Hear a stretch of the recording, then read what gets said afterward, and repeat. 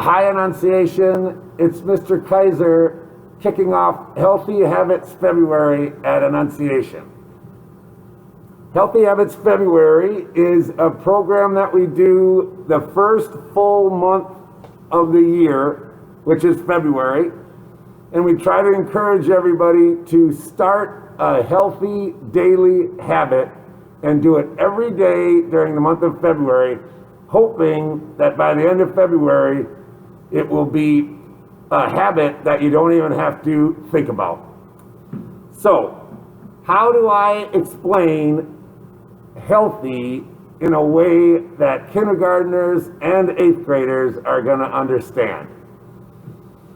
The best way I can think of saying it is that something that is healthy is anything that you are doing that is good for you as a person, as opposed to bad for you as a person. So let's take a look at the different areas of health. If being healthy means doing things that are good for you, what does it mean to have a healthy body? What does it mean? What kind of foods are good to put in your body? How much physical activity is good for your body? How much sleep is good for your body? Another aspect of health is having a healthy mind. How much screen time is good for your mind? How much reading is good for your mind? And the list goes on and on. Another aspect of health is for you to have a healthy soul. How much prayer is good for your soul? Are your relationships good? These are all different areas of health that you can ask questions about to see what your goal should be for February. So let's make a SMART goal for February. SMART stands for specific, measurable, achievable, relevant, and time-bound. They're the best kind of goals because you know what you're doing and it holds you accountable. So instead of saying, I want to exercise more in February, you could make a SMART goal that was specific about the kind of exercise. So maybe you're going to do push-ups. Then instead of just saying, I want to do more push-ups, you could say, I'm going to do 20 push-ups. Is it achievable? Yes. Is it relevant to health? Yes. Is it time-bound? Well, if you said you were going to do 20 push-ups every day, and we're talking about February, it is time-bound because it's every day during the month. So we'd like your goal to be something that you can do every single day of February in order for it to count. Starting Monday the 1st, there's going to be a poster like this outside your room, and your teacher is going to have a bingo dauber. So, starting on the 2nd, if you remembered to do your healthy habit, you would come into your room and mark the date next to your name with the bingo dauber.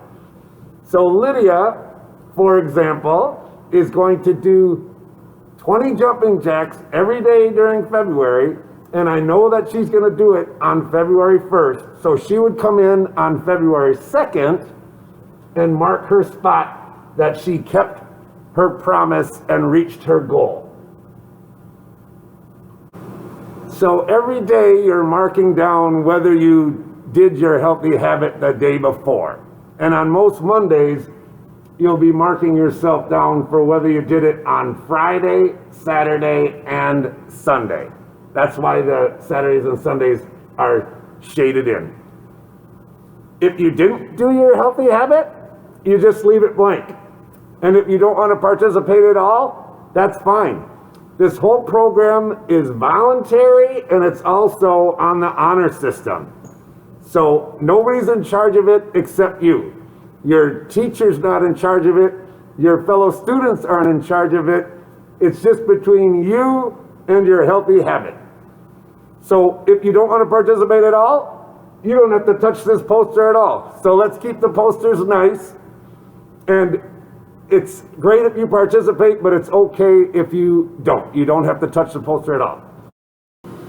Every year students come up to me and say, Mr. Kaiser, I can't think of anything to do for my healthy habit.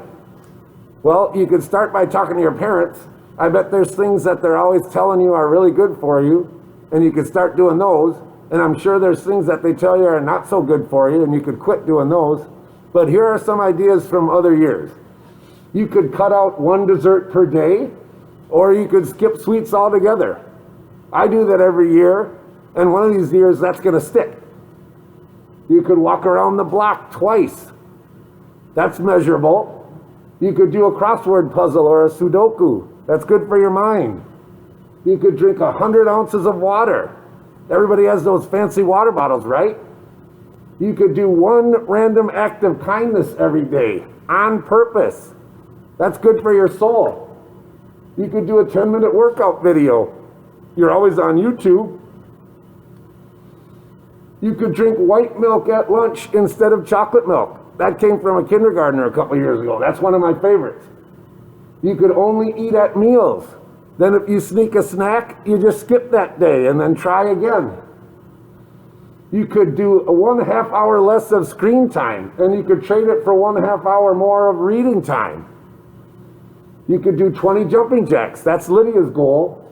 You could floss your teeth. There's kids that don't floss their teeth. You could do 15 burpees. That's measurable. The exercise ones are easy. You could get 9 hours of sleep. That's good for you. You could say a decade of the rosary. Also measurable. You could take your dog for an extra walk every day if you don't already do that. You could run up and down every stair in your house from the basement to the second floor. You could eat breakfast. I guess there's kids that don't eat breakfast. You could pray before bed. That's good for your relationship with Jesus. Get to know Jesus. You could shoot 50 free throws, and by the end of February, you're going to have an awesome free throw average. You could add 1 extra cup of veggies to your dinner. You could ignore your phone in the car and start talking to your parents. You could read a chapter of the Bible every night and learn about your religion. You could quit caffeine soda. Wait a minute. Quit caffeine soda? Who's writing these? They got to be realistic. That's crazy. You could meditate quietly for 10 minutes. There's an app for that. You could read the newspaper. Good for your mind. You could cut out fast food. You could hug your parents when you get home. That's good for your soul if you don't do that already. All these are great ideas, and I'm sure you could come up with 100 more. But it needs to be something that you're not doing already, and it needs to be something that you can do every day, even on the weekends. So think about that, come up with something, give it a try, and tell me about it. I'd love to hear what you're doing, and have a great February, and I hope at the end of the month, you've added something to your life that is a habit that you don't even have to think about anymore. Have a great February, and we'll see you in class. Bye.